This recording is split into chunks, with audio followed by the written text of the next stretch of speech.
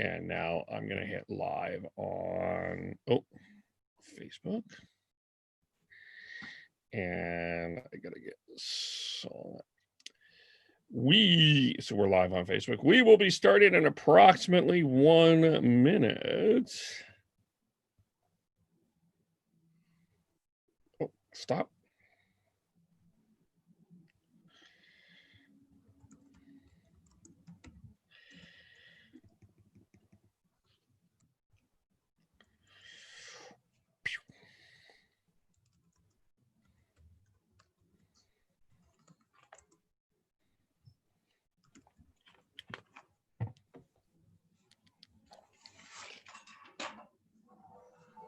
So everyone will be starting in approximately 1 minute.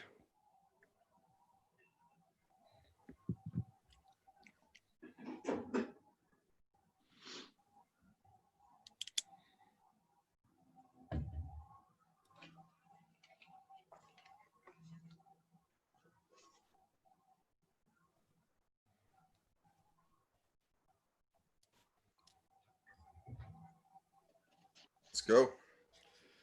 We are live.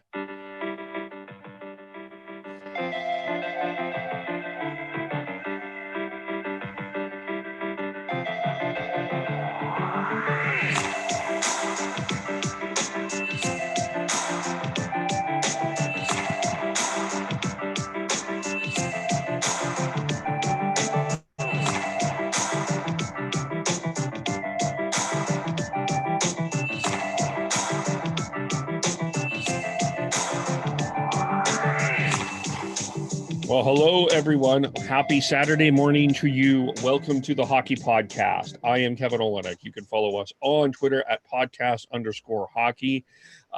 You can also like us if you're watching on Facebook Live. Hit the like button there. We would appreciate that. If you're watching on YouTube, hit subscribe on YouTube.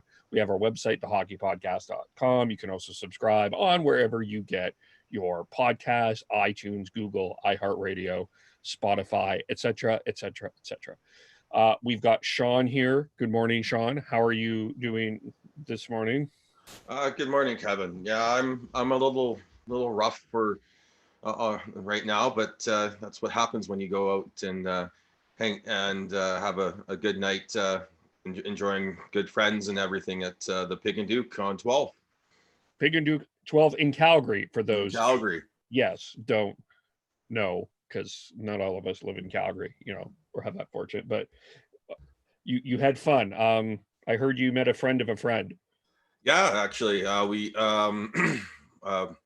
friend of Kevin Woodley actually just happened to mention that he drove out to Calgary in 1994 for Game 7 versus in that series, and I just was like, any chance you know Kevin Woodley? And yeah, they're old friends. So yeah, small world all over the place these days. Cool. Chris, how are you? I'm well. How about you? I'm good. I got to bed early last night because I don't have any friends or socialize in any way. So that's that's for counseling. That's not for the podcast, isn't it? Oh, just kidding. No, I'm good. I'm good. Busy with school, busy doing interviews with someone about a story that we're going to talk about later, even on this podcast. Right, Devin? That's right. Yes. Good morning, everybody. For those who have not gone to the Pig and Duke, you need to give your head a shake and go there. And if you live outside of Calgary, it is a staple stopping place that you need to check out. So, but on my end, very exciting. I'm going to be part of a golf tournament today, and so it's going to be a best ball. There's going to be 8 people on the exact same hole. Are on the same hole at the same time, and it's going to be just alternating shots. So I'm looking forward to it. It's going to be at the Inglewood Golf and Curling Club. So stay tuned for next week so you can hear how bad I did. Oh, that'll be great. We always enjoy stories about that. So we'll have to ask more about that. Tyler I don't know what Tyler is doing, but he decided we are not cool enough for him today. So I know Heidi is working. So hello to Heidi. Hello to Tyler. And we'll get in. We got lots to get into. I'm going to start with a sound effect, though, because I think this news actually affects both the Flame market and the Canuck market in different ways. So let me get my sound effect out here. Breaking news. Yes, we have breaking news as Robin Lehner has officially signed the reported and expected 5-year contract with the Vegas Golden Knights. So he is not on the market. And Tristan Jarry has signed a contract with the Pittsburgh Penguins, leading us all to believe and conclude that Matt Murray will be the one for the Pittsburgh Penguins that will be going on the block, as Jim Rutherford did say he would trade one of the two goaltenders. So I guess let's start with where the reason that the goaltending market, Robin Lehner specifically, affects Jacob Markstrom, which of course from the Canucks perspective, the one team we follow, we need to see if they can re-sign him. From the Calgary perspective, there appears, from what I am led to understand, some pretty serious interest from the Calgary Flames in regards to Jacob Markstrom and the possibility of that happening. So okay, let's start here. 5 for 5 for Jacob Markstrom. Would you, either side of you, we'll start with Chris because Chris is the quietest of the four of us. Would you do the contract for Jacob Markstrom? Is that a good deal for the Vancouver Canucks to sign Jacob Markstrom 5 for 5 in that range? In that range, like, yeah, you know what? I would do it. Like, is it a little bit too long of a term for what I would want? Sure. But as far as what he's worth, that's probably underpaid. So yeah, ultimately I would do that deal. Sean, Devin? Comes down to what the trade protection and movement protection that comes with that deal. That's that's one of the big stumbling points here on the Canucks negotiations with Jacob Markstrom. Is they have the Seattle draft coming up next year, and they don't want to be hamstrung to have to protect any players. So for me, it's a year longer than I would probably want, but if that's what it takes to get done, and they can get it without a full no movement clause, at least for this upcoming season, so that they don't have to they can make a decision on whether they go with Markstrom or Demko long term with the Seattle expansion draft, then yeah, sign me up. That's a fair deal for both teams, both parties. As far as the Flames are concerned, 5 by 5, I would do that in a heartbeat. You have 10 plus goalies that are making above $5 million. And yes, it's probably one more year than you want to have on that contract, but it's to lock them up for $5 million. I think that's a steal. Would any of you consider going over $5 million for Markstrom? If it means like 3 or 4 years. Yeah, I think it all comes down to term with Markstrom, and if he's willing to go 3 years, then you're probably going to have to pay more than $5 million, and I think that's fair. Yeah, as long as it's under 6. Yeah. Term would be everything with that $6 million cap hit, but the most I would go with $6 million is 4 years. So yeah, Markstrom has, my understanding is Markstrom is one of the top, like TSN did their top 50. Markstrom, I think I'll have to look. I think he was 4th. He was in the top 5, if I remember correctly. Pietrangelo and Hall and Toffoli, I think, rounded out were the top 3. So I think there's going to be a lot of interest. It looks like Detroit is not an option that was mentioned. It looks like Edmonton's not an option, which it seems like nobody wants to go to Edmonton at this particular point in time. I mean, Even you McJesus 60 days in a bubble. What's that? Not even McJesus can draw people to Edmonton. Yeah, I know. Because they just spent 2 months in Edmonton.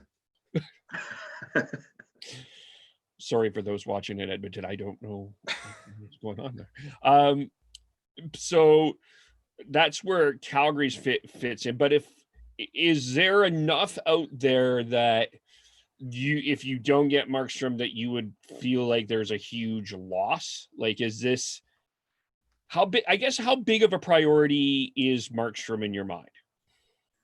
As more time goes by, actually surprisingly less. Like, the more I kind of draw comparisons to like what Tampa did with Bishop and Vasilevsky, like I kind of draw in more and more comparisons. Like, they went with the younger guy and it's worked out well for them. And with Demko's playoff performance, why not have faith in the kid?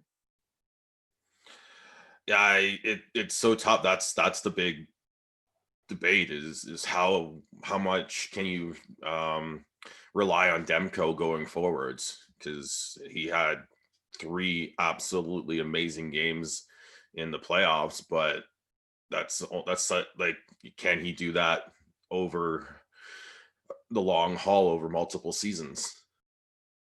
And do you next year you're gonna want and need to have 2 solid goaltenders, because it's going to be a condensed schedule. It's going to be you're going to see a lot of back-to-backs and 3 and 4s and all that. So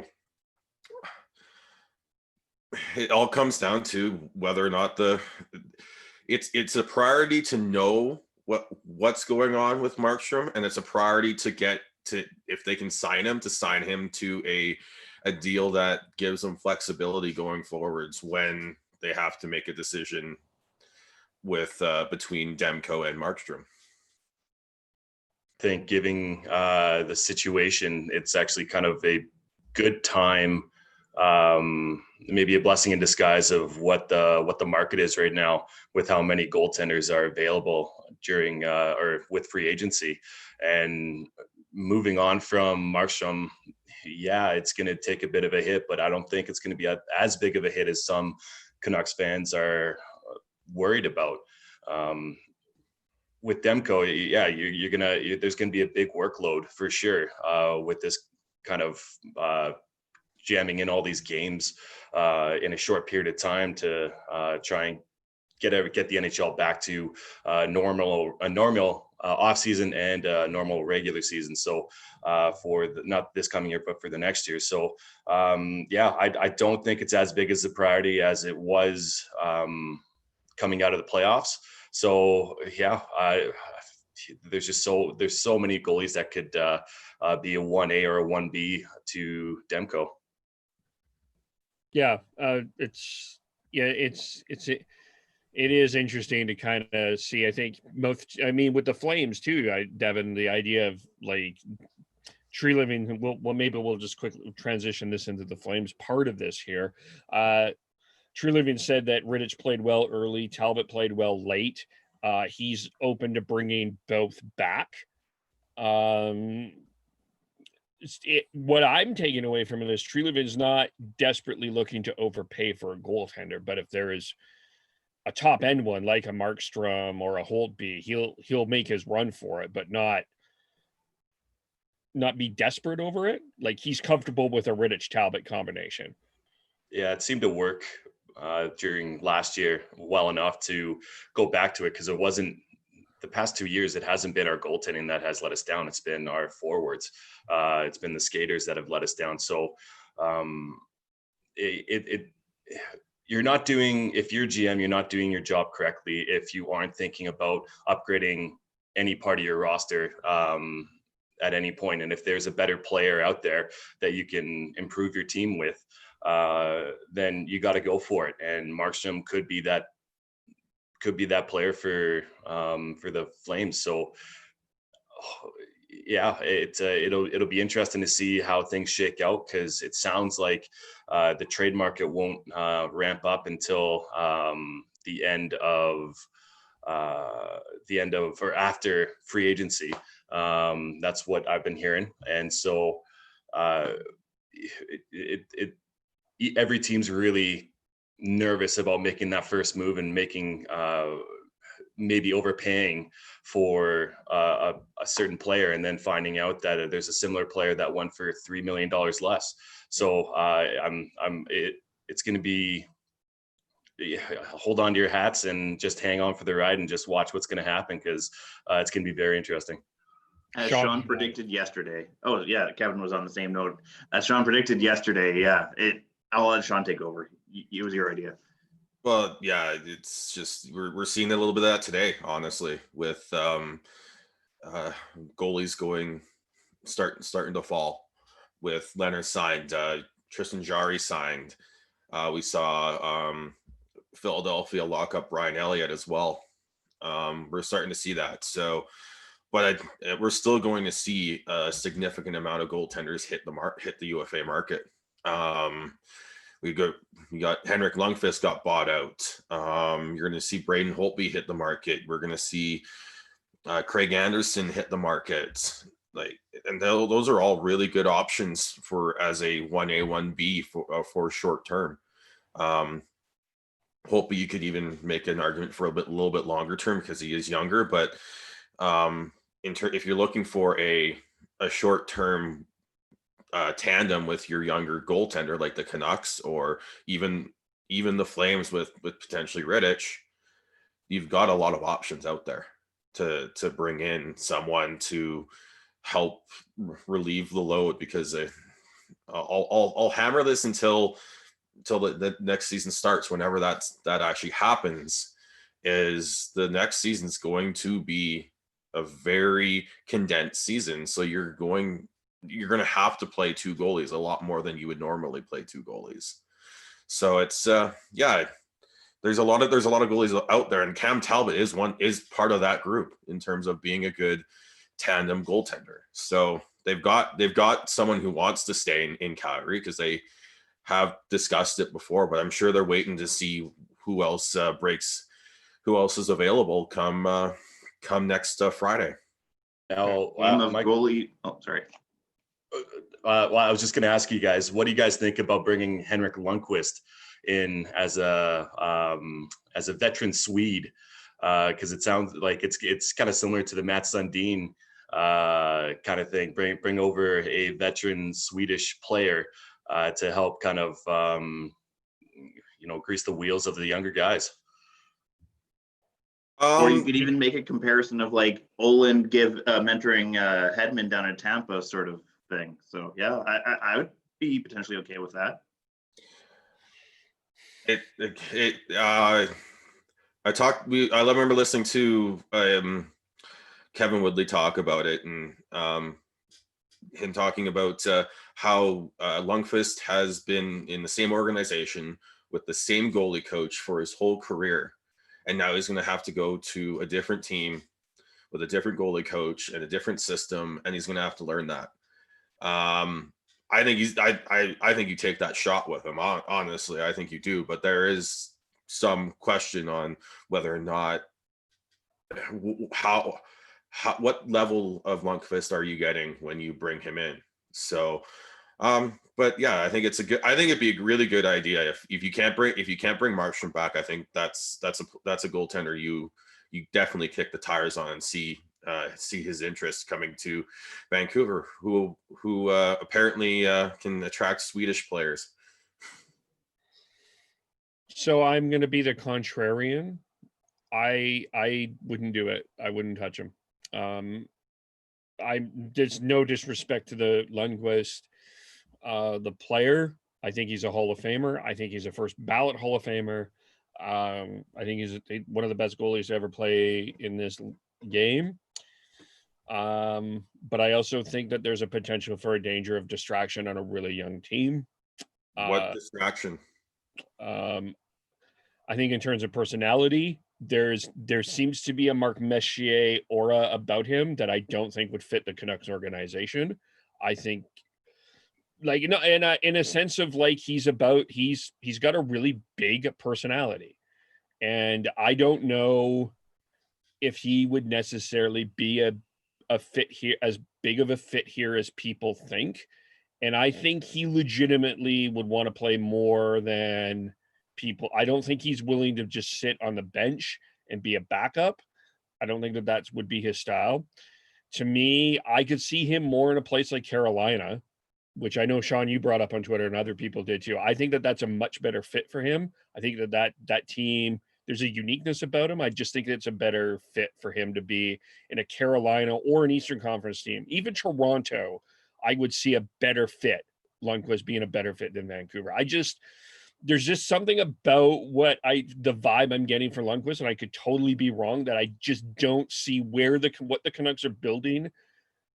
I don't see Lundqvist being a fit for it. As a short-term stopgap to tandem with Demko, I don't understand why you think that it's a bad idea. And I don't see this Mark Messier aura, that, as you put it, with Lundqvist. Yeah, he's got a bigger personality, but he not really like he's I don't see that being an issue at all. Same. They've got big personalities on that team. Like I think he's a lot like Petey in the fact that he likes to be stylish. He likes to show off his style, but he's not going to demand the room like Messier did. Like that, like I don't see it at all. Because I think the other thing is, Kevin, Lundqvist has not won a cup. Right. And that's so the big question with him, of course, or not a question, but that would be my number one priority if I'm Lundqvist. mhm. But I also think that Lundqvist wants to lead a team to a cup, and I don't know if he does that in Vancouver. I think you would run with Demko and expect Lundqvist to be the backup. Again, I feel like a more apt comparison would be like Miller going to be Gibson's backup in Anaheim. Like, to me, that makes a lot more sense, where like, yes, he has a big personality. Yes, he'll get a lot of attention as far as media, but I don't think it would be like Sean's saying, it's not a Mark Messier sort of style where it's like hey, I'm the center of attention, the king of the room. Like, he would more so just want to come in and be a piece that helps bring the room together, as opposed to drawing attention to himself. You would hope so. You would hope that would be the mindset of where he is at in his career, being able to help Demko and help the young Swedish players move forward and become more of a professional than they currently are. And that's the only reason why I brought it up, is so that it's not taking away from Demko, but more as a stepping stone, as a crutch, to kind of help a young team move forward. And I understand Kevin's worry there, because there is that potential. We don't know this guy. He's King Hank, right? King Henrik. So it doesn't come with that kind of nickname. Doesn't come with just by itself. So there's that worry, but I think overall, I think the positives would definitely outweigh the negatives of having him on your team. But then again, you got to ask about that contract though too, right? So with this goaltender market the way that it is, what are you willing to pay him, and is that money being, especially the cap issues that the Canucks have? And especially the priority being, you need to improve this defense. What are you going to spend on that could hurt bringing in some top level D? So could you bring in I'm not saying Thomas Greiss is Henrik Lundqvist in any way, shape, or form, but if Thomas Greiss costs a lot cheaper than Henrik Lundqvist, and you can bring in a free agent defenseman that can improve that back end, or you can make that trade. We'll get into that if you're down with OEL. Yeah, you know me in a moment. But that to me is the other question. And I don't think Lundqvist is going to come cheap. I really don't. I don't think he's going to be one of those guys that is going to say, yeah, I'll play for $1 million. Yeah, I'll just sit on a bench and look at the Canada Place, West Coast sunshine, and everything will be A-okay.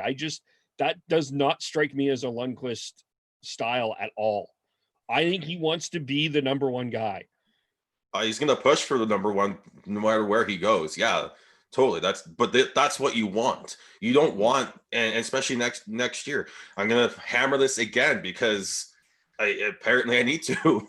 You're going to need 2 goaltenders next year. You're not going to have a start. You're not going to have a starter and a normal starter backup setup for 90% of teams. And the smart teams aren't going to have that. You're going to have a 1A, 1B situation where they're going to split the games 50 30 40, like maybe even like a 50-50 split, 40 41 41, like around that. So it's not like he's going to sit and only play 15-20 games. If he comes to Vancouver, he's going to play 30 plus games next year. So I don't understand that. I will not listen and come back at you to say that he's not going to, like, he's not going to get the starts, and he's going to be sitting there being the backup. He's not. The Canucks are going to want to have 2 solid goaltenders next year. They saw why they needed it this year. That's not what I'm saying, though. You could still get 2 solid goaltenders, and I think pay less than what I think Lundqvist will want. Okay, then that's an issue. But that's a completely different issue than what you've been saying, though, Kevin. You were going. I already said that. I brought that up as the salary as an option for Lundqvist. I did say that. Did I not say that? I did say. To Kevin's defense, Sean, what he was talking about before was the salary cap that he's going to come in at, or what he's going to be demanding. He's already made over 100. Demand $6 million or $5 million, though. I think it's going to be 3, and I think that's more than fair, and that's what. He's not going to. Other ones. You think Henrik Lundqvist is going to want to play for? He's 38, Kev. He's not going to play. He's not. He's 38. He hasn't played. He doesn't have the stats to back up that's after the past couple of years, and he's going to want to go to a team that he can help. He can help put over the edge and become a go to the cup again. It really depends on his different argument. It really depends on his mindset. If he's wanting to kind of quote unquote reinvent himself as a mentor to younger players, then yes, someone will want him on their team. But if he's going to be egotistical and demand more money than he actually should be getting, he's made over $100,000 in his career. $100,000. You think that 100 million? You mean? Sorry, 100 million. Yes, sorry. Thank you. Oh God. Yes, $100 million. 100 grand. Yeah.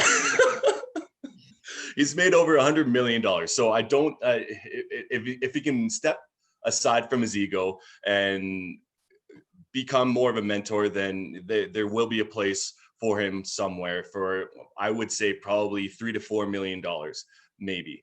He won't be demanding 5. He'll be demanding 5, but then no team's going to bite on that, especially with the goalie market. Yeah, that's what the question for me is.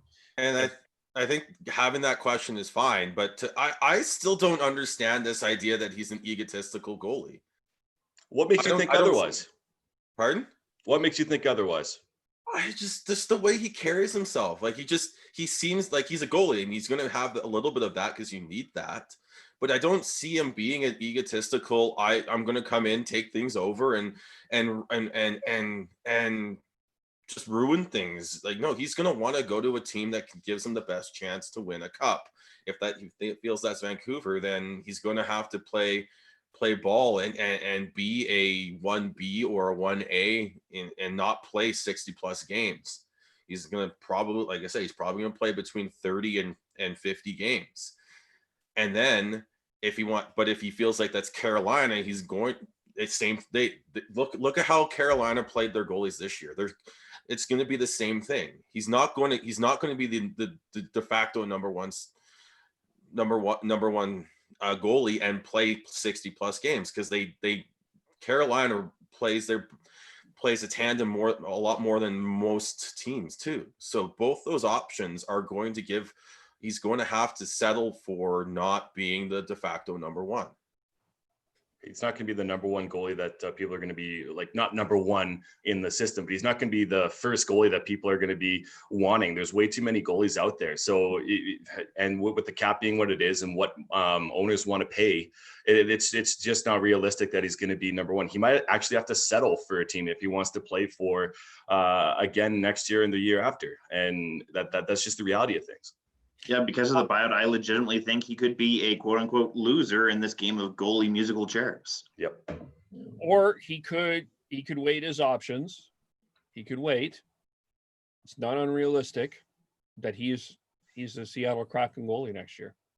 That's not an unrealistic thing that you. It's not going to set out a season though, Kev. He might go over to Sweden and play overseas for a season and then come back. He doesn't need sure. to play. And he's also 38. We're not talking about a 34, 35-year-old goalie. We're talking about a 38-year-old goalie. I don't think he sits out. I don't think he goes to Sweden. If he wants to play 2 more years and maybe be the Seattle Kraken goalie, he has to play this year. He has to play this year. Otherwise, why would they bring in a goalie like him? And when he hasn't played in the NHL for a season and he's 39, pushing 40 when Seattle starts. Brand, and that's the thing that I think that where we're differing is Henrik Lundqvist has a brand. He's about fashion. I'm not saying that that's a bad thing or a good thing, whatever, but that is something that you are bringing in. And I don't know why that's a bad thing at all. I don't think he's saying it's a bad thing. I don't think he's saying it's a bad thing. Not a bad thing, but that's like, if you're Henrik Lundqvist, that is something that you have to consider. You're considering your future outside of hockey going forward because you're 38. You have created this brand. Mm-hmm. You have a huge future ahead of you doing whatever the hell you want to do if you're Henrik Lundqvist. Color commentating, let's be honest here. With a face like that. Oh, God. BX said Lundqvist on Hockey Night in Canada. Just forget hockey. We're just going to sit and watch the intermission. Right? Either way, those are things like his. I'm not saying that no hockey player doesn't think about his future, but he has a very unique future in front of him that I think will play into this in some way, shape, or form. Yeah.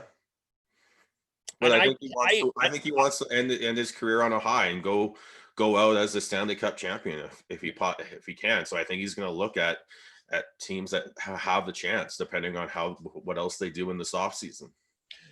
I guess my point is, if I'm Vancouver and I'm Calgary, he's not my first option. As in terms of and you're allowed to have that opinion. If Markstrom's. If the Canucks let Markstrom walk, who's your first option? If I'm Vancouver, I look either at a Talbot, a Greiss, someone that you won't have to pay, that will be a reasonable contract that can help me improve my blue line. And I think the biggest thing right now between you and I, Kev, is your expectation that Lundqvist is going to ask for a lot more money. When I don't know. I think that's where our difference is probably. Yeah. But I think, I look at a Talbot and I think he's a good guy in the room. I'm not saying Lundqvist is not a good guy in the room, but I think Talbot's a good fit for that. He's used to it. Greiss, sort of the same thing. Although I think Talbot's I may think Talbot's a bit better than Greiss. Even a lower option, not top of my list, but I wouldn't be surprised if they look at a Jimmy Howard. Someone who's played a split role already, I think would be a-okay with me. Maybe I'm the dumbass here. I don't know. I think you're just overthinking it. That's all. But no, I'm not overthinking it. The priority for the Canucks has, like, with the cap issues here, you just can't overpay. That's the bottom line. right? Yeah, you can't. But the other thing is, can you improve that blue line to a point where you can go with Demko and a lesser one of these 1A, 1B goaltenders and be successful? Because let's go back. Who was the team MVP this year? It was Markstrom. So I think that's the biggest. It's such a big, just like, can you improve the defense enough to the point where you're not relying on your goalie to keep you in every game? All right, well, let's move on to OEL then. Hey, shall we? Yeah, I was about to say we need to tangent police to end this one. Yeah. Are you down with OEL? Okay, by the way, I put a poll up. Who would you rather have? Matt Dumba, who we talked about before, was a potential trade option, and lost to Alex Pietrangelo in that poll, or OEL? I think I would go Dumba. I'd go OEL. I like him as a better. I like his overall game more than Dumba's. For me, Dumba is a little bit less of a gamble. Dumba being younger, I would go with Dumba. I feel like OEL, depending on what your salary or how, like, because what's happening is that they're debating on salary retention in Arizona or taking back a contract if he's going to get traded to Vancouver. And with OEL, yes, he's only played in one hockey market, which Arizona / Phoenix isn't really a hot hockey spot. So him going to Vancouver potentially, or Boston, big change of scenery, being older, having that cap hit is going to be very interesting to see how things really pan out. But with Matt Dumba, I feel like there's more cost certainty there, and you're getting a younger defenseman who is a tier lower than OEL, but in the long run, you have a young, good defenseman that you can grow your team around pretty much, and it'd be a good balance between Hughes and Dumba. So I'd go Dumba.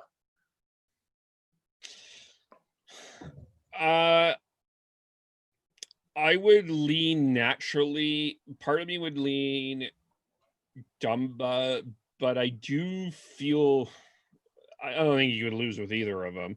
No. Like, I like Ekman Larsson's.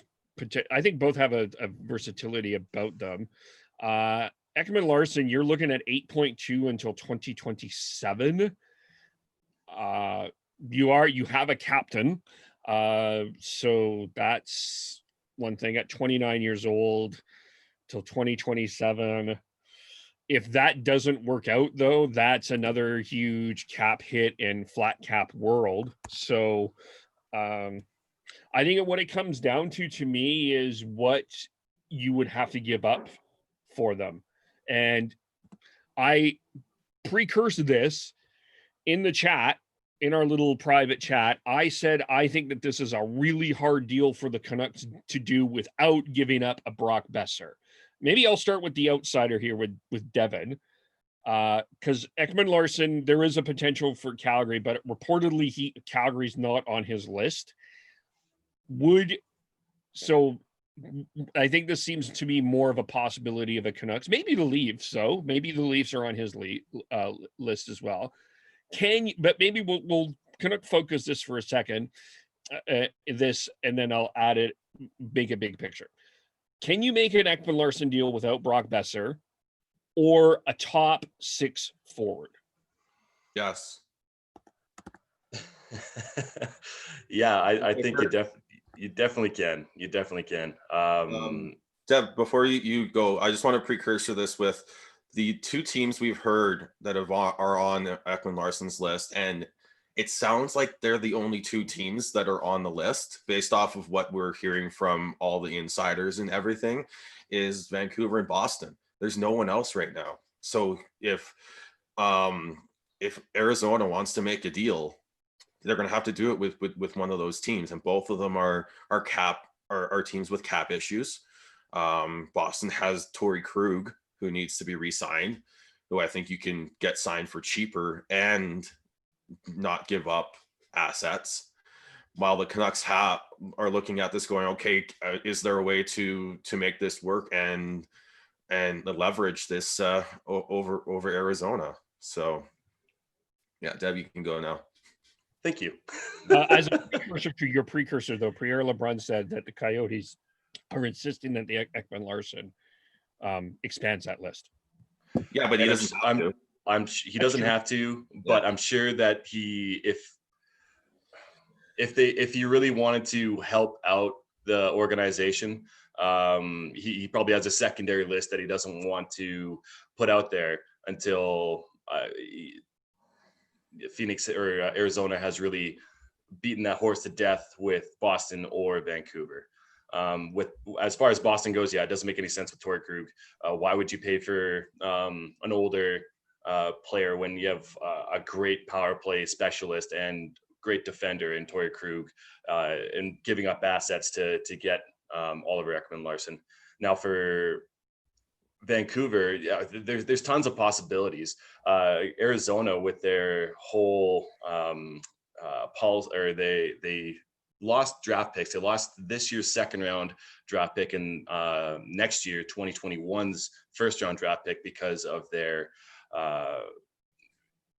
physical testing of drafted players or players that are getting drafted this year. So they're looking for draft picks and they're looking to cut salary.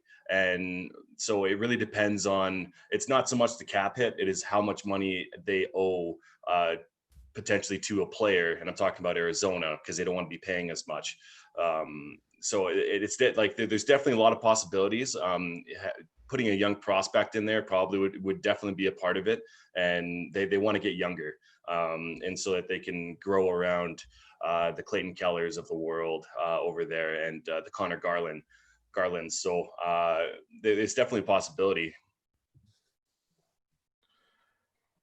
Yeah, I don't, the way I look at it is the Arizona really wants to cut as much cash as possible. Yeah. Not necessarily cap, but they did just buy out Michael Grabner as well today. So that frees up a little more cap room for them. I wonder if that's a precursor to something, an OEL deal here in the next day or so. And moving cash around to make something more affordable. Yeah, but that's the big thing is Ekman-Larsson's cap hit is 8.25. He's owed $4 million, I think, for this year, because they his signing bonus was $4 million for this season. So he's owed another 4 for this season, but next season he's owed 10.5. Wow. So there's no way that I think Arizona does have a chance, have an ability to wait this out if they want throughout this season, because it's only $4 million, but they definitely don't want to be paying him that full $10.5 million salary for the 21-22 season. And I think that's one of the biggest reasons why they want to move him, is to move out that cash. So with that in mind, you look at the bad contracts that the Canucks have, looking at Louis Eriksson specifically, he's only owed $5 million out of in the next 2 years. He's owed $1 million for this upcoming season because he's already been paid, I think, a $3 or $4 million signing bonus. And then he's owed a $1 million signing bonus for the 21-22 season, and then the other $3 million to round out what he's owed for his salary for that season. So if they can find a way, if they're looking at trying to lower cash, they might be able to do it. But again, like with the salary of, so I think there is an opportunity for the Canucks to find a way to offload a bad contract while adding a top 4 defenseman. If they can do it, they can do it. But and But it's, as you said, Kevin, it's a very tough trade to make because of all the cash issues and the Canucks cap issues. Because they still need to fill out their roster, and they still have Toffoli, who they want to bring back. They've got Markstrom. They've got they have to make a choice on what to do with players like Jake Virtanen and Troy Stetcher. So it's a very, very tough move to make. But I think there's an opportunity here that the Canucks, if the Canucks can find the right mix of young players, prospects, and picks to acquire a top 4 defenseman who can basically solidify the left side of the Canucks defense for the next 6-7 years. Like Devin was going to say something. Just talk about a blessing. God, you guys have been talking, and like the Canucks have been talking about getting rid of that contract of Louis Eriksson for years. And, here comes on a silver platter potentially. So, God, being a Leafs and Flames fan here, it's scary to think about. Mm-hmm. Okay, the creative option here is, could you get a third team involved? That's hard. That would be hard unless they're doing something similar to what. Yeah, depending on what you want that third team to do. I think you just have to focus in on just making a trade and then with Arizona and just figuring it out. Like, Kev, are you thinking of like a Hurricanes Marleau buyout sort of situation? Is that where you're hinting towards? Yeah. Try to see if you can put another team in there that you could possibly swap to prospects, or Tyler's favorite word, the sweetener, right? Yeah. Because I mean, if I'm Arizona, okay, yeah, it's fine that I can, you're giving me Louis Eriksson, but for what use am I going to play you Louis Eriksson? Like we need players on the ice, right? Now, the other thing that Arizona, we didn't talk about this in the goaltender market, but Darcy Kemper is another name in this goaltender market. I know Calgary's linked to Darcy Kemper. I believe Toronto may be linked to Darcy Kemper if they've decided to move on from Freddie Anderson. I know Toronto's linked to Markstrom. That's Toronto's made a pitch. Toronto's seriously looked at Markstrom. Devin's shocked. Like, what the heck? Are you kidding me with this news? Yeah. Well, they have to move on from Anderson first because they have no cap room. Yeah. But that's the other, like, Arizona needs to actually put, and they're trying to go younger. Louis Eriksson isn't young. So that's kind of where my struggle is, I guess, in the sense of finding a way to make this beneficial for Arizona. And what I'm seeing by Arizona, I'm like, that's okay, but I don't know if that's really, like, I would like to see something else, honestly. If I'm Arizona's perspective. Yeah, that can't just be a contract graveyard. Yeah. But I think it's more likely we see Antti Raanta traded than Darcy Kemper right now. For the Coyotes, like he's got 1 year left at 4.25. Hey, but I don't know if that's really like got to hit mute. I disagree. I don't think anybody wants to touch Antti Raanta right now at all. And there's been no talk of Antti Raanta being moved at all. It has to do with Darcy Kemper and moving on from him. I disagree with you, Sean. Well, I think I do think that there's a lot of chatter around Kemper because he is the better goaltender signed for 2 years. 2 years left on his contract. You have that at a decent rate at 4.5 for a starter who has at the top of his game been a top 5 goaltender. That's why, right? But I think right now Arizona's is basically being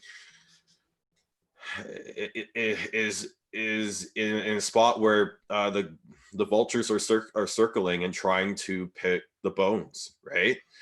Because everyone knows that they're trying to lose cap and cash, and they're trying to rebuild and get younger, and they're trying to fleece them. Of course. So, Well, and with Antti Raanta, why would you? Yes, he's proven to be a good potential 1A, 1B, but his injury history isn't good. And why would you risk that when there's so many other goalies out there who are good 1B, 1A options on the market right now? So that's why Kemper is being talked about, it because he is a number one goalie in this league. Look at how good Arizona was until right after the Taylor Hall trade, because Kemper got injured. That's the only reason why that Arizona was actually in so many games, is because of that goalie, and that's why they're going with that. So the idea of Antti Raanta being talked about, sure, you want to keep the better goalie, but it just wouldn't make sense to me at all by any GM to be acquiring about Antti Raanta. we're talking about a goalie who in 33 games in Antti Raanta put up a save percentage of .921 though. Like, it's not like he's bad. The issues with him are injuries, and Totally. Kemper's had them as well too. I think you're underselling how valuable Antti Raanta could be for some teams. Just the uncertainty though, when you have the certainty of getting a goalie who doesn't have that, and within the goalie market that we have for free agency, it could be an option after free agency, once you see other goalies drop and get signed by other teams, for sure. But once again, I don't think that could be an option, and I could be once again eating crow, as Chris talked about last time on the podcast for me. So, but I personally just don't see it. Yeah, I don't think Raanta is top of mind for everybody, but maybe a trade deadline option, maybe later in the year option, maybe closer to whenever training camp starts option. Yeah, that's certainly I feel like you'd be going for him in like a very specific sort of situation, as opposed to just being like hey, he's our guy, we want to move forward with that sort of. That's a great point, Chris. Yeah. Now, okay, Sean is the biggest fan of this, I guess, from your perspective. If you're getting Ekman-Larsson, you're not bringing Tanev back. Nope. Yeah. Are you okay with that? Yeah, that's fine. You're replacing Tanev with. You're gonna have to rejig that right side of your blue line, but your left side set, and you've got two top end left defensemen to build around. I have no issue. I have no issues with that. If you're bringing in Ekman-Larsson, that's fine. And thank you, Chris Tanev, for everything you've done. And you're going to get a really good contract elsewhere. But Ekman-Larsson's on another level, man. Like, get it. Like, as much as I love Chris Tanev, Ekman-Larsson's is on a different level in terms of defensemen. So I don't think it's as much as I want to see Tanev retire as a Canuck. If that's the move they make, then that's the move they make, and they're a better team for it. My biggest question mark about OEL though is if he's already starting to decline, is he worth that cap hit? And that's what I really struggle with. Okay, the decline of OEL has been absolutely over. People saying that he's declined, I think is like, I'm not saying he's like dropped off the cliff. I'm just saying you're starting to see the signs. I think he just needs to get away from Arizona. I think you'll definitely see a pop up in his performance when he gets out of Arizona and plays on a team that can actually that has skill that he can work with. Like, I don't see. I do think that everyone who, like, if you look over social media and on the media, all this talk is about how he hasn't performed as an elite defenseman in the last couple years.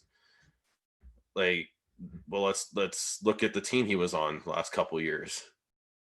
I think that, you'll definitely have a peak of being on a new team, being able to actually be on a new, better team will definitely spike or start climbing the ranks a little bit more and start seeing the old OEL or I guess when he was younger.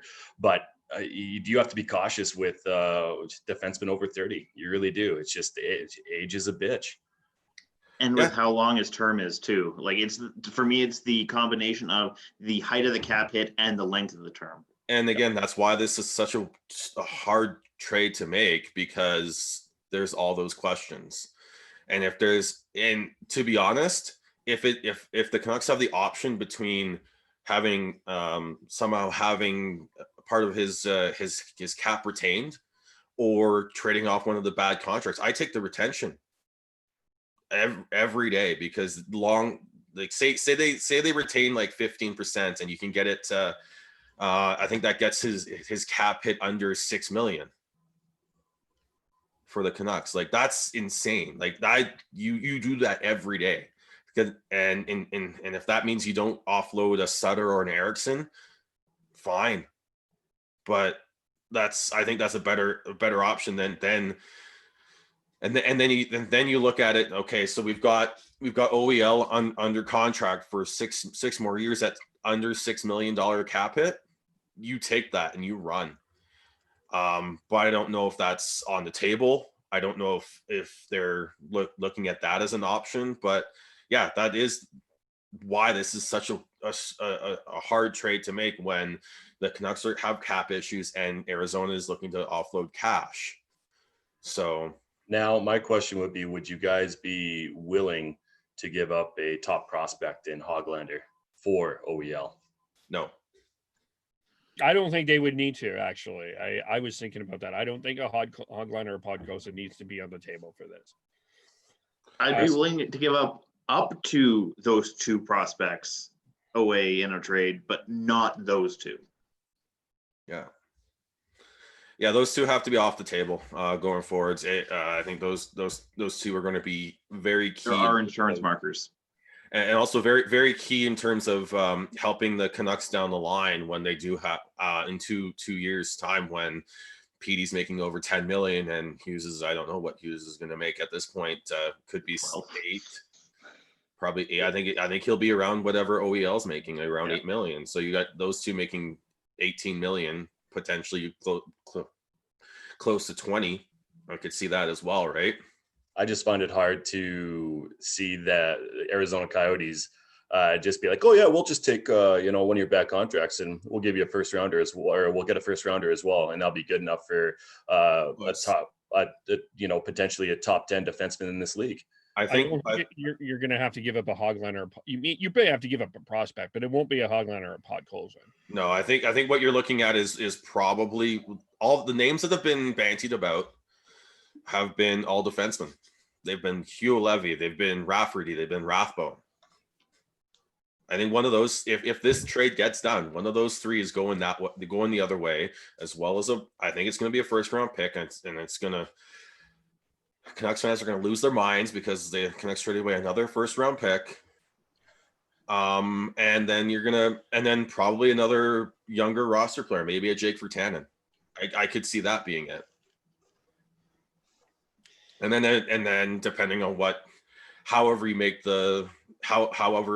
they make the cap work, whether it's sending a Sutter or a Eriksson to Arizona, or if Arizona retains. It's going to be one. I think it's going to be something like that if they can make it work. I don't know if they can, though.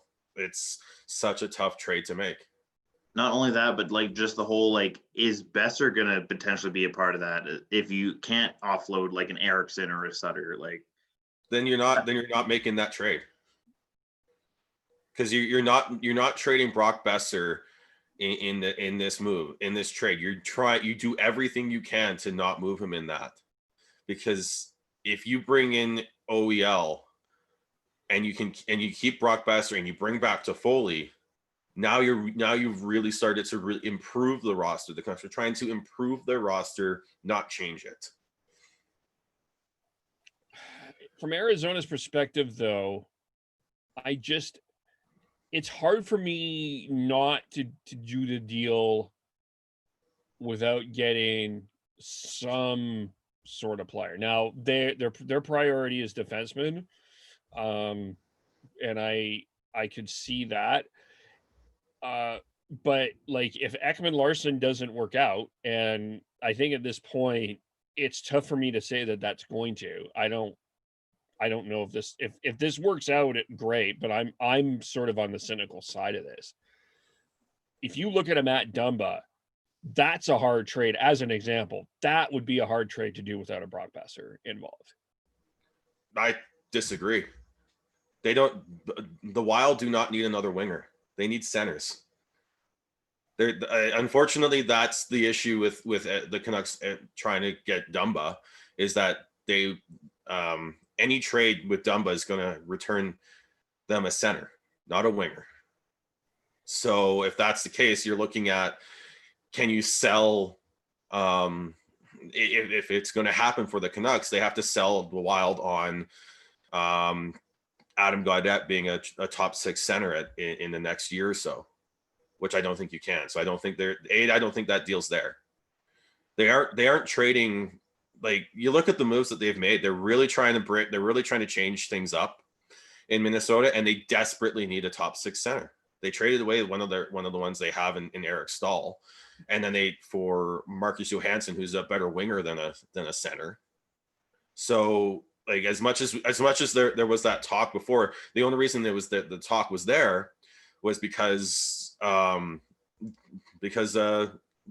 from Minnesota. That's the only reason that talk is happening. Yeah, I to me though, like if I'm Minnesota and you're wanting Dumba, I know I can't get Pettersson. I know I can't get Horvat.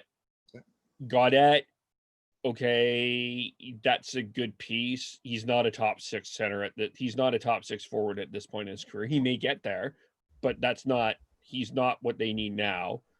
The best option and even though you need a center to get a top 6 forward of some kind, is getting a Boeser. That is probably their most valuable thing that I could see. And so that doesn't work. But in terms of you, like, I'm a little concerned that there's some people in Canucks Nation that are like, let's get married to Oliver Ekman Larson and not look at what other options are there out there. And I just don't think that is. I do think that the Canucks have to look elsewhere as well, and I think they are. Like, yeah, and I think the Canucks fan base also has to look elsewhere as well. And I don't. You can wish that all you want. That's not going to happen. What's happened is that the talk right now is OEL, because that's what all the rumors are. So if there was rumors about the Canucks potentially going after, say, a Dougie Hamilton or something like that, then that's what they'd be talking about. But the rumors right now are OEL, so everyone's talking that. And if Elliott and Dredger start tweeting about another player, Canucks Twitter will go after that player. It's the fact that these insiders are talking about it that they go crazy. Now, I want to preface this and say that sometimes the best thing to do is not even make a trade at all. Yeah. Right. And standing pat and just going forward with what you got, because clearly it worked. Right. Well, there's just so much uncertainty within this world right now that not doing anything might be the best move. Yeah. And that's what I said. This is such a tough trade to make, because I think right now Canucks fans specifically are looking at this as are the Canucks able to get OEL for pennies on the dollar, because Arizona wants out of that contract so badly. That's the reason why this is had so much legs and traction more than anything else. If it was just a straight up trade where it was like, and he say he was making 8.25 for the next 3 years, and it was just a straight up hockey trade, I don't think Canucks fans would be nearly as clamoring nearly as much for the Canucks to try and make this work. Fair. Because they would have to, at that point, you would have to give up a player like a Brock Boeser. But I think at this point, with the way that Arizona's looking, I think if OEL pushes the pushes the envelope here and pushes the issue, I think the Canucks could get him at pennies on the dollar, but it's up to. But I don't know. Like I said, it's such a. If the Canucks can get him on pennies on the dollar, it's worth it, in my opinion. But if they can't, they still have to pay a big premium, then it's not, because as we said, the length of the contract is so it just brings in too much risk. Anything else on this? Where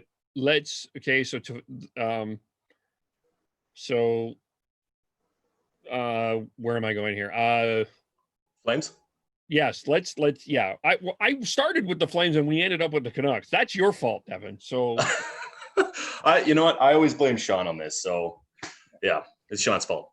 Okay, so Brody, Hamonic, at this point, where are you thinking they're back? I'd say Hamonic's gone. The TJ Brody's probably the best or most likely player to come back and sign with the Flames. He had a great year considering everything that happened with him when he got back from his episode that he had, and I thought he had a great playoff. So give him another. Maybe there's going to be a bit of a pay cut. I don't think he's going to be making $4 million like he did in his last contract. So you put a bit of a pay cut and give him a 2-year deal.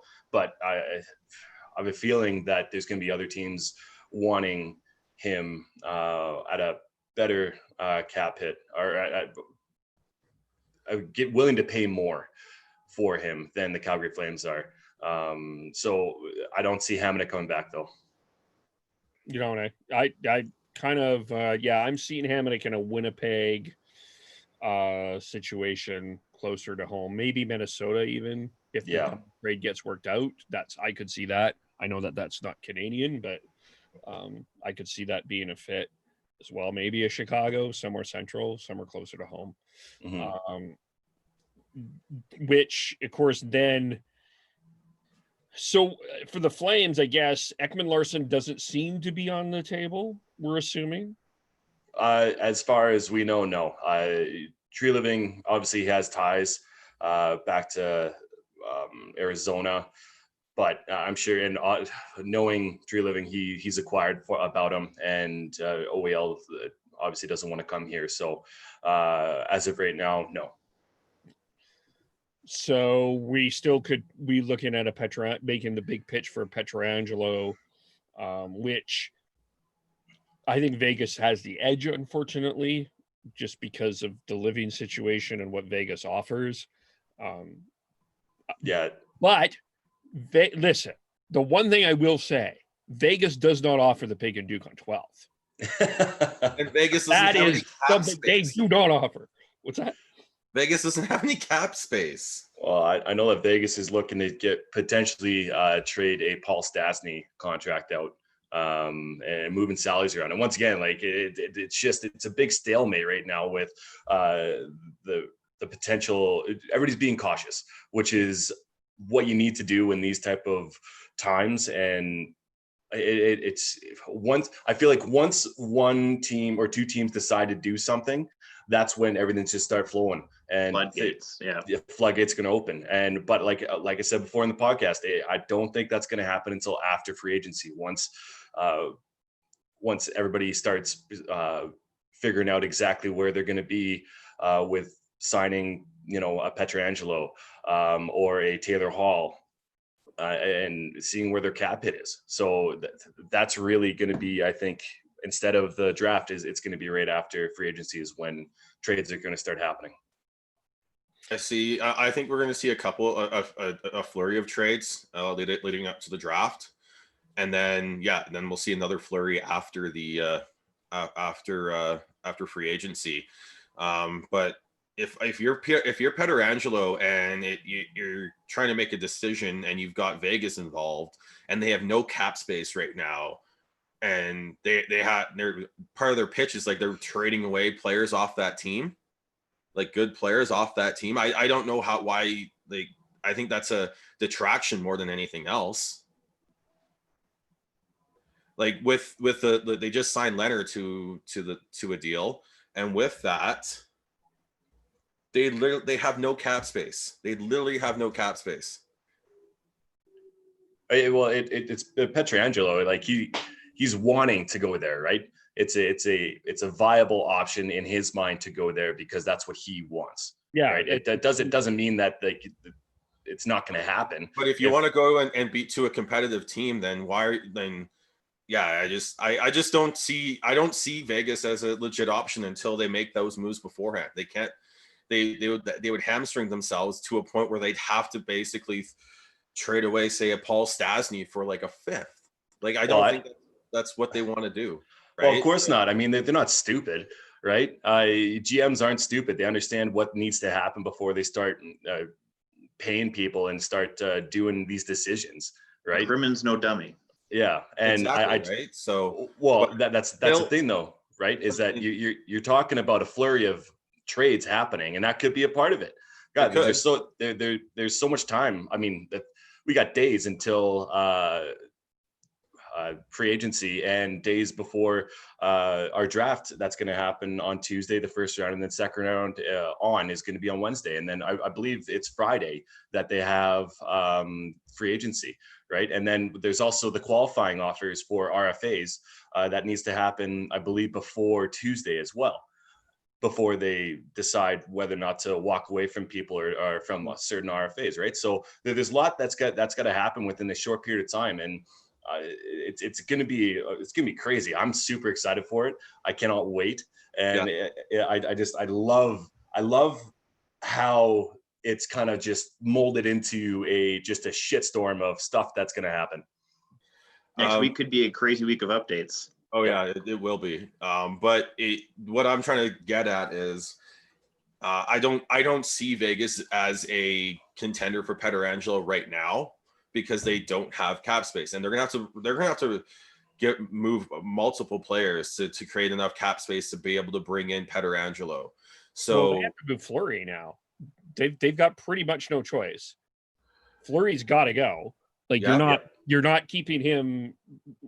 I mean, I guess if Sean, you can reiterate your point that it's going to be a condensed schedule, but you're also not going to be paying $12 million for a guy to sit on his butt. You don't want to pay at this point. If they want to improve their roster, yes, they have to move Fleury. But again, it comes like they need to find, if they can find trade partners for Fleury and Stastny, then they've got the ability to do it. But they need to make those trades first before I can legitimately see them as a contender to sign Pietrangelo at this point. It's the same thing as when with the Leafs too, because God love Toronto media.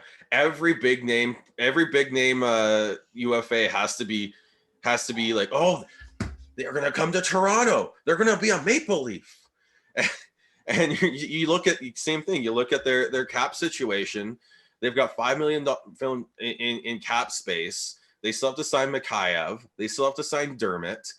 Like, where's this cap space coming from? So I'm just like, this is why it's hard to be a Leafs fan.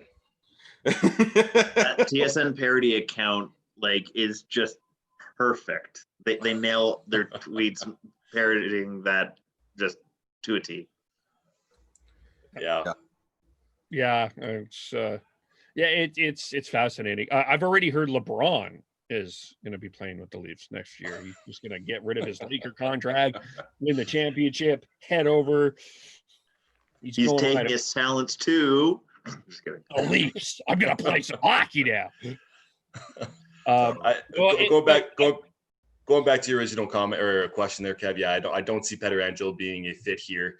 I obviously would love him, but there's got to be once again, there's dominoes that need to fall before big name guys are going to come to the Leafs, Canucks, or Flames.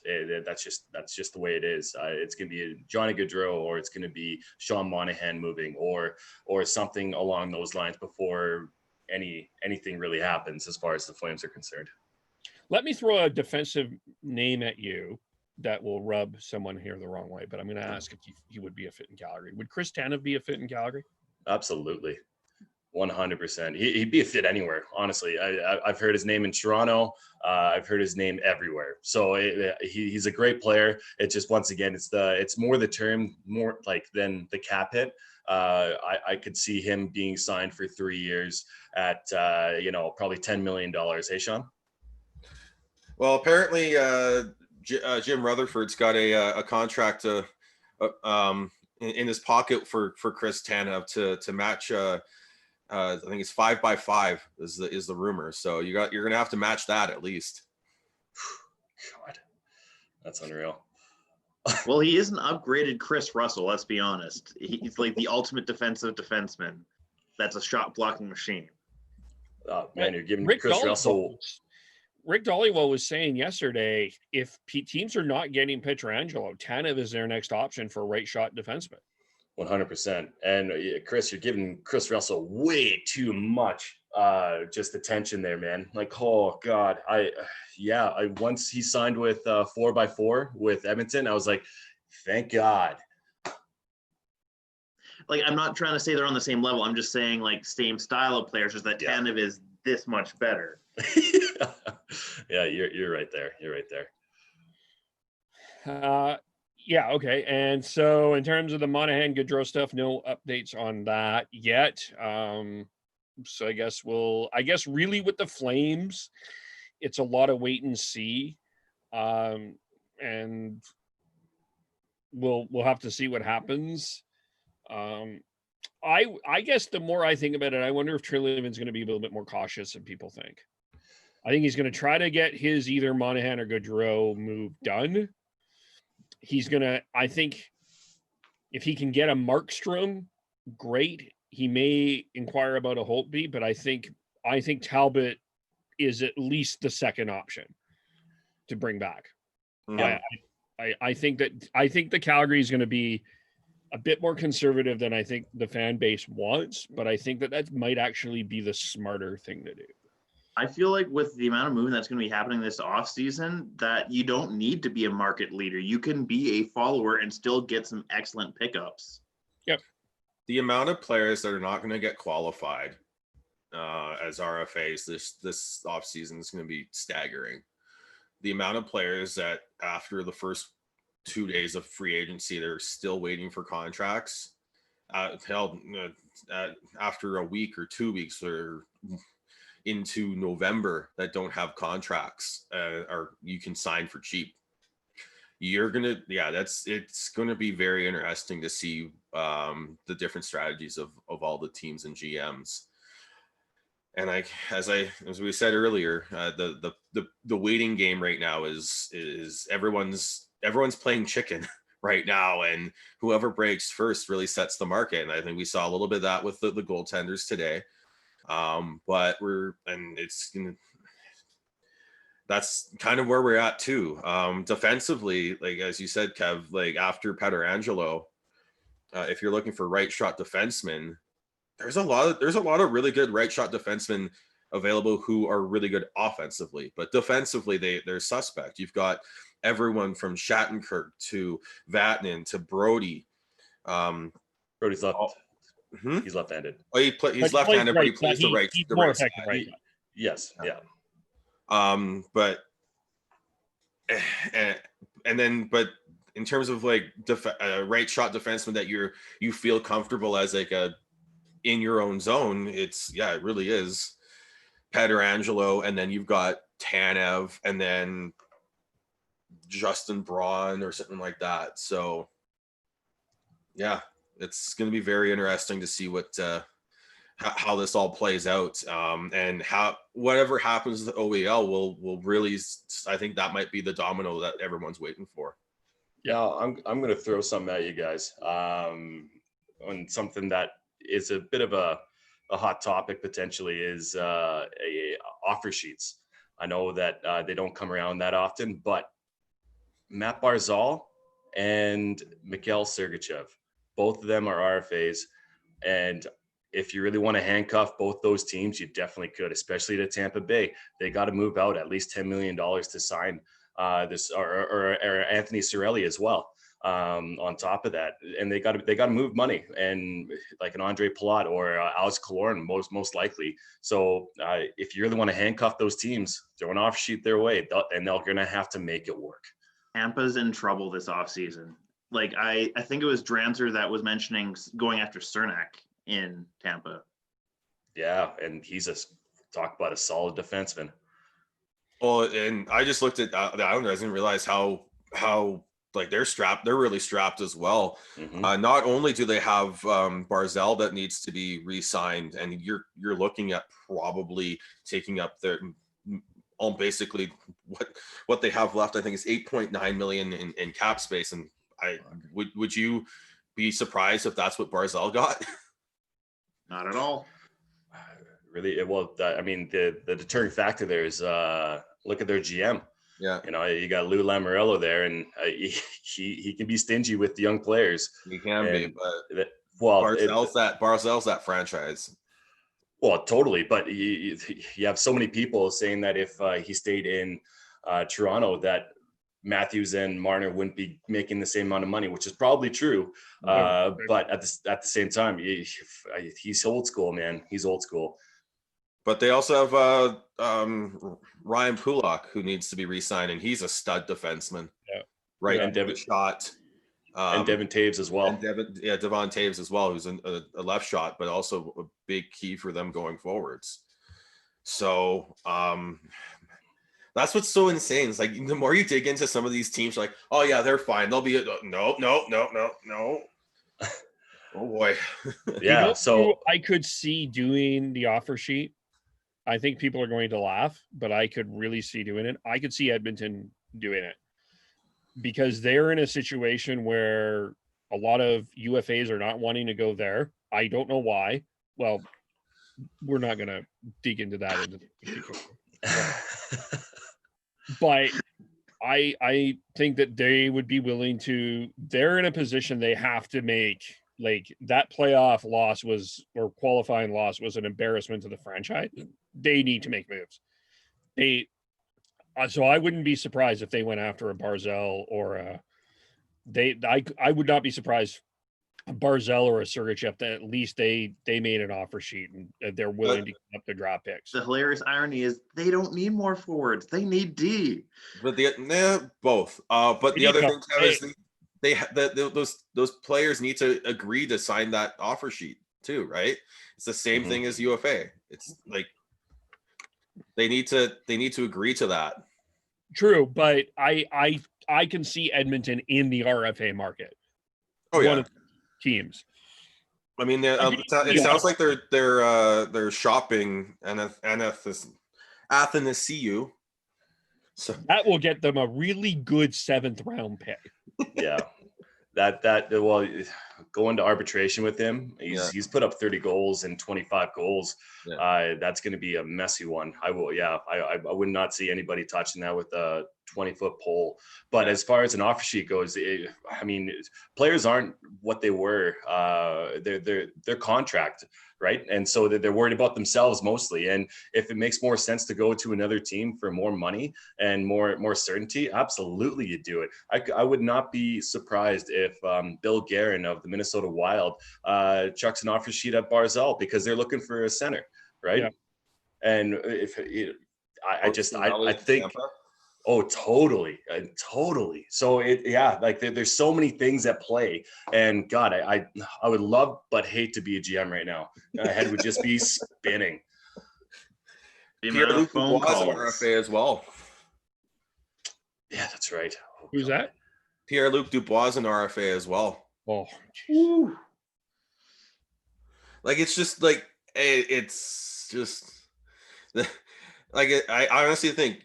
Starting maybe like today, like lead up to like Tuesday and Wednesday, the amount of trades I think is going to be staggering. It's either going to be nothing or it's going to be an absolute explosion of trades. Well, It's Tampa going to needs be to an do off something. season like no other.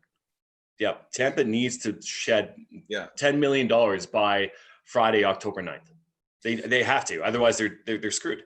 Yeah, they've got 5.3 in cap space, but they need to sign Cirelli and Cernak and Sergachev,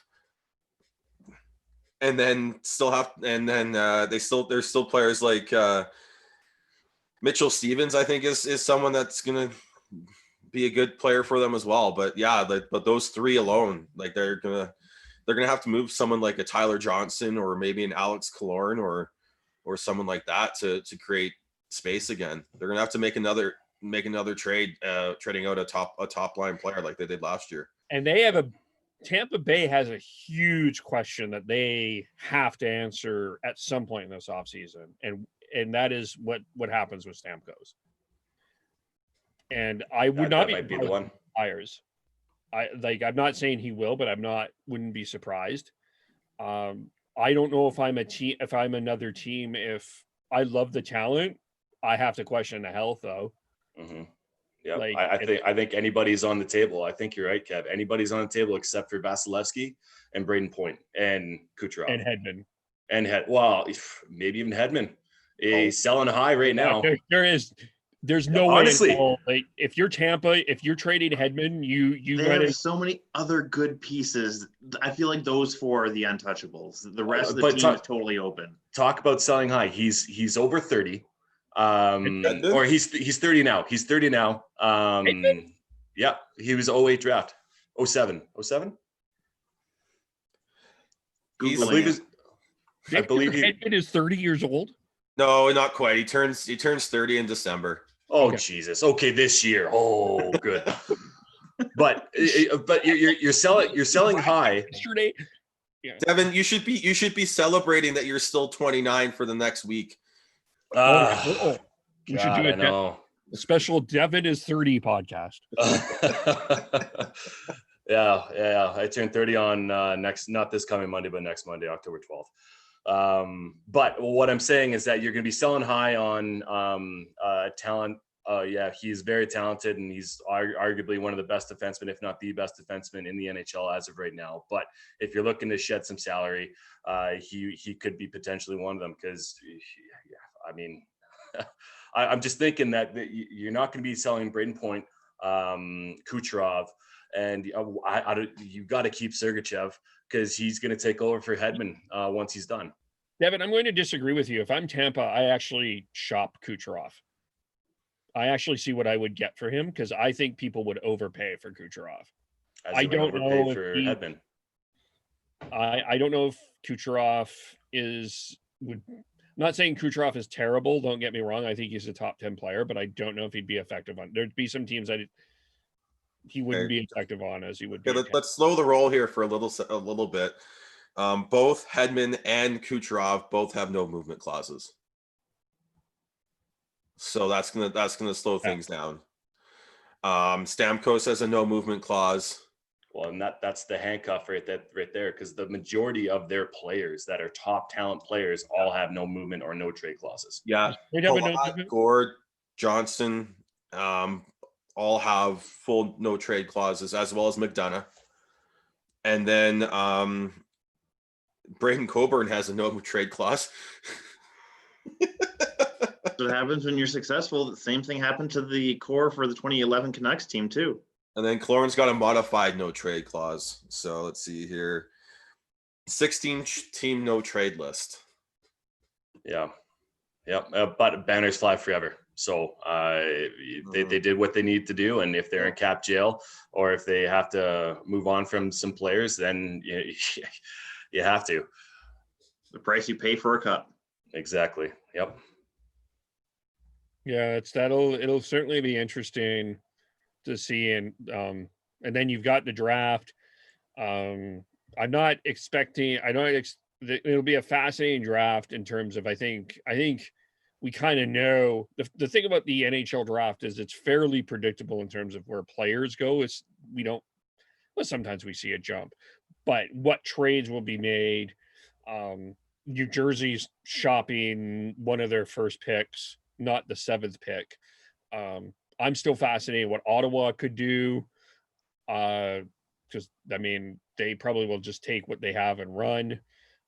But they have some things to decide about. They bought out Bobby Ryan, which is another guy. I think a lot of teams, if I'm the Flames, I look at Bobby Ryan at least have a conversation, see where that's at. That'd be him and Kachuk on a line would not hurt. I think other teams would look at him as well. And Ottawa's in a really fascinating position because this might be their most important draft in their franchise. This might be the draft that at least propels them to possibly go forward. But then you have Eugene Melnyk, so you may end up staying back. So, but how forward can you go with an owner like that? The big question for me is how high does Yaroslav Askarov go? Yeah, he's the Russian goaltender who's like we saw Spencer Knight go really high last draft, and this guy's supposed to be even better. Like I could see him going top 10 for sure. I could even see Ottawa going out grabbing him at 5. Like that'll be fascinating too. Yeah. And then you got Montreal, who has like, if it's not a pick that's Ottawa, Montreal has like 11 picks. So if They have 10 now. That's right. Because they traded their 4th to Florida for a defenseman yesterday. So that was Ottawa that traded that for. Oh, sorry. Yep, my bad. It was a 4th round pick for Josh Brown. That's right.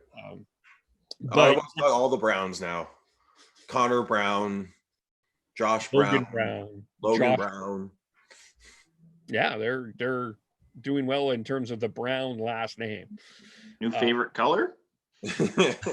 But Montreal will be like that. There's a lot of fascinating things that will go on in that draft. So I mean, Lafreniere will go first, but what happens after that? Byfield will go second, but yeah, what happens after that, I think, will be quite fascinating too. And I'm sure Devin will have tons of fun with that redraft in a decade from now.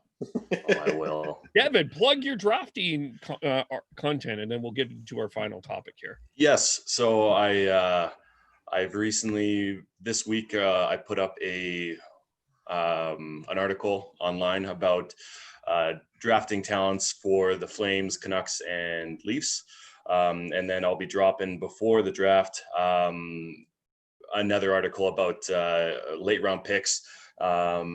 And yeah, just which teams are kind of interesting to look at going forward. So I'll be dropping that pretty soon here, just in the editing process. Yeah, and something to look forward to. All right. Yes. Written content. The final topic we want to get into, I think this will be interesting. The junior leagues are not back yet. As of this recording, or as of our live training camps, are scheduled to be mid-November. Season starting the 1st of December. That's kind of the idea. But the Ontario Health Sports Minister, Lisa MacLeod, did an interview with TSN's Rick Westhead, and she said unequivocally, if the OHL is coming back, there's no fighting, there's no body checking, because we cannot have any physical contact during the COVID-19 pandemic. If that decision goes through, that is going to reverb throughout entire junior hockey and down. That they'll have no choice. I'll ask the one that hasn't played at a higher level of hockey, but a watcher of hockey, Chris, first, and then we'll get Sean and Devin in. What are your opinion on this idea? Like, I'm definitely not a fan, and I'm sure the other two will probably even be less of a fan than I am, but I'm just not sure how that plays out. If that's like, I understand their intent with like trying to keep COVID under control, but at what cost? Like what does minor hockey become at that point if you can't check, you can't fight? Like, I understand like maybe no fighting, like, because like that's been something that's been considered even at the NHL level in the past, as at least as a talking point. But like, how can you actually go forward and not have checking or fighting? Like, to me, I just can't see it happening. I'm blown away at that they think that the only physical contact that happens in hockey is body checking. There's more. The face-offs. Like how close are these guys in the face-offs? Are we having like playing rock paper scissors to see who wins the face-off now? Like Their faces are literally like inches apart. Yeah. So I'm just like, it makes no sense. Absolutely no sense. The other thing with the fighting is this is coming after the QMJHL tacked on another 10-minute misconduct for any player who had fights. And by the way, the QMJHL started their regular season already. So they did. Okay. Yeah, they did. They started it. They started yesterday. Yeah.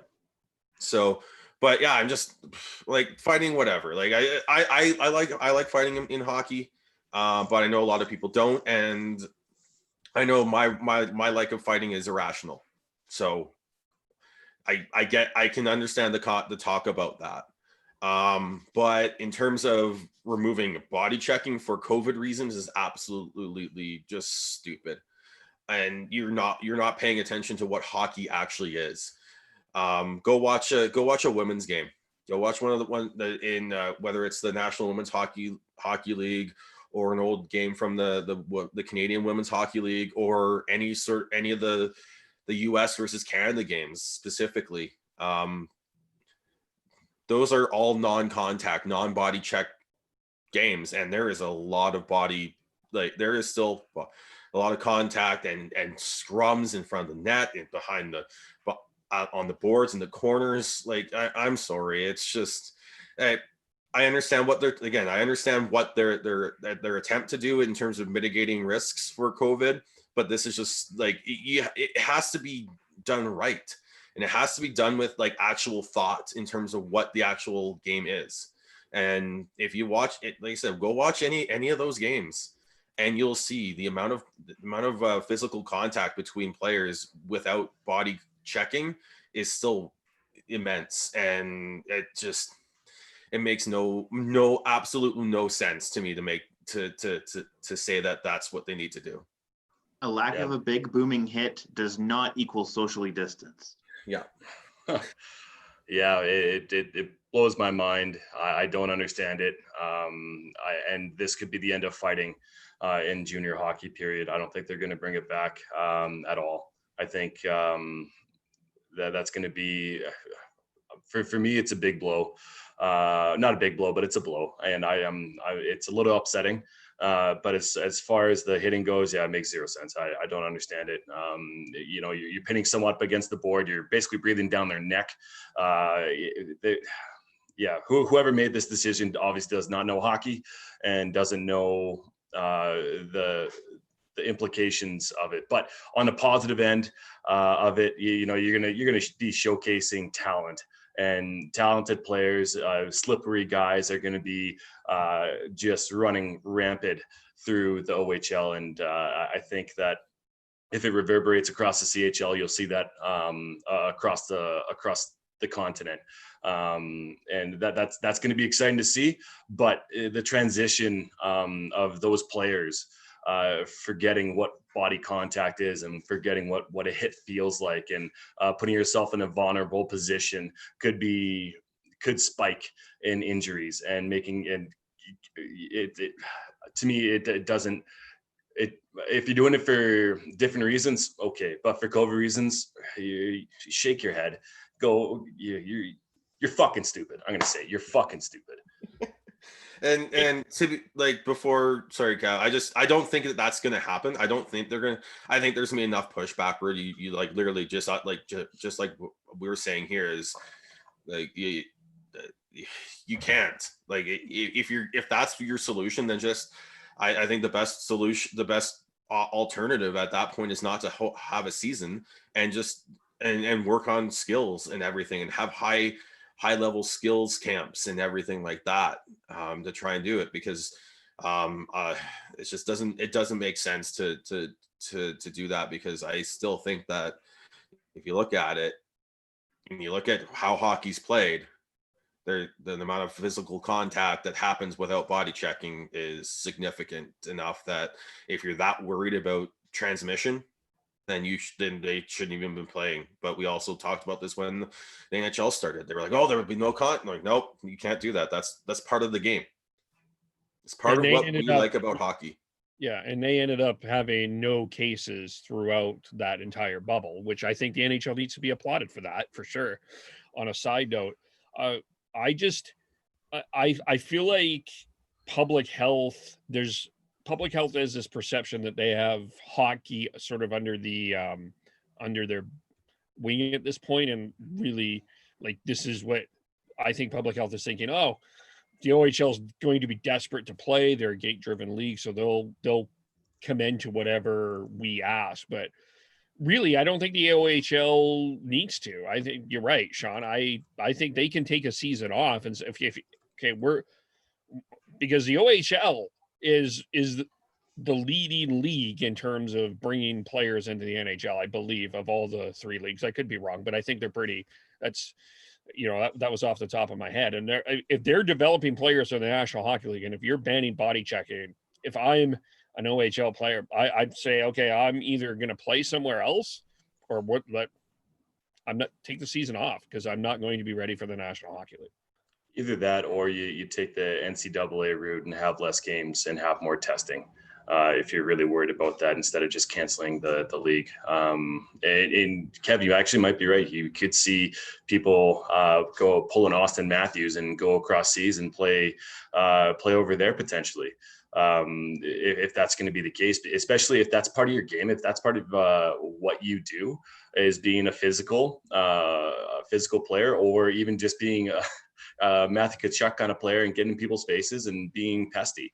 It doesn't make sense to me. But I think before even thinking about canceling the season or anything like that, you got to go down different routes of a condensed season, or having less games, having more skill-based time, or you'll see players go overseas. To me, it's I think they're thinking that the public perception is anything with a physical touch, that the public will be like, yeah, you're right, that's socially, you can't social distance, you can't do it. And I think the public is smarter than, I'm assuming the public is smarter than that. Sometimes you never know, but you really hope. Yeah, the public is smarter than that. And so, yeah, I think I can see the OHL saying, forget it. But like, in terms of the WHL, be interesting to see how this season's going, if they're going to vamp. I mean, I think of all the three leagues that I think it's going to have the difficult restart, I still think that's the WHL, because of the length of the miles that league carries from the States to Manitoba. I think that is going to be that is going to be a challenge to get up in a proper way, especially with the border still being closed. Yeah Closed. Well, yeah, I mean, they were talking about having the American teams in the OHL having their home base in Canada for the season, and I cannot see American teams doing that. I'm like, I don't see that. I don't see you putting 17 or 18-year-old kids out of a bubble in a bubble situation for that to possibly work. I would find that hard, but yeah, like, as Canadians, we are used to, like, the Raptors and the Blue Jays doing that because they're in a majority American league. But as far as, that just the whole American attitude, I'm not sure I see American teams doing that and going to Canada for a season. The NHL is going to have that issue as well if the borders, if there's a quarantine and border issues come January, when I think we'll see the start of the NHL at the earliest. So I can't even talk right now. I just, because I don't know what exactly to think about in terms of how they're going to manage this, because the Q does the Q have any American teams? I thought they'd had like one or two. I don't know what they're doing, but yeah, the OHL and the WHL both have American teams, so they're going to have to figure that out. And I'll be honest, I think if they have to have them work out of Canada for say like a month or two until they can organize something to make it work down in the States, I think they'll have to, and I think they'll find a way to do it. But again, it's a gate-driven league, so if you can't get fans in the stands, it's going to be really tough for some of these smaller market teams to survive. I would think that Sean's onto something. They would have to be up in Canada, but even then, have socially distanced crowds. As of right now, it's hard to really see that happening. I know it's happening with some major leagues or like the big four major leagues of in football and baseball, but I don't know. It's going to be interesting.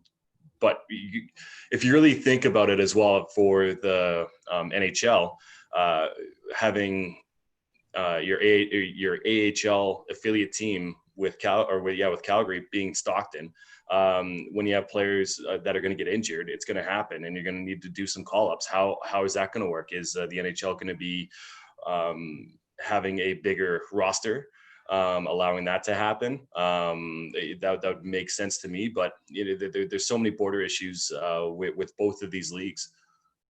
Yeah, that's the other thing, is we don't even know what the AHL is going to look like this upcoming season as well, and that's why you're seeing a lot of teams loan players out to European leagues right now, because they don't know. Canucks have not Nils Hoglander still playing in Rogel, but he can come back and play in the and try and make the team. But it's going to be very interesting, because if the AHL can't really have a full season, proper season, I do expect to see some sort of like Black Aces or something like that, to work with for the teams to work with, just in case they need players to with injuries. But they're going to have to say, this is our roster with the cap, that's within the cap, and then you've got your taxi squad that can't practice with the team, can't play unless they get quote unquote called up. Yeah, this is it'll be fast. It's going to be really interesting, and I don't know. I think the NHL is in a bit of a different situation, where I think the fan base, if we have to start in February, I think most fans will be like, okay, it's going to be safer. We'll be okay with it. We can wait. Where I don't know if NFL, NBA, and MLB have that same sort of patience. That's just me, but we'll see. Anything else we need to bring up? And we've covered almost everything today. Yeah. Yes, we were pretty thorough. And yes, so next week we've got draft Tuesday, Wednesday. Free agency starts Friday. Got lots of stuff. We'll be all over it. How do we follow everyone? I am BeardyConnect03 on Twitter. I'm Matt Schneids on most social media. I am Gordhouse09 on Twitter. Heidi is Heidi Baseballs on all social media. Tyler is TNOBLE. I am KUBLE. Podcast_hockey. Like on Facebook, subscribe on YouTube, subscribe on iTunes, Google, iHeartRadio, Spotify, or wherever you get your podcasts. Hockeypodcast.com for reading content and finding podcasts as well. And thanks everyone for coming on. Thanks everyone for watching. And we will talk to you all very soon. Bye for now.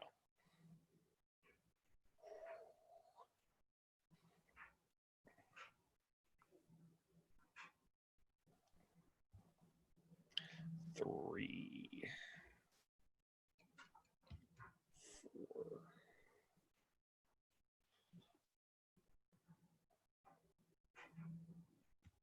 There we go. So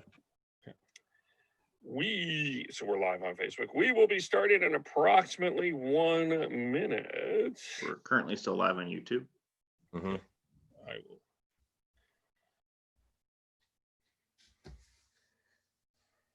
Oh, we were almost at 2 hours. I didn't even. Or did you did you do YouTube, Sean? Or I can do that right now.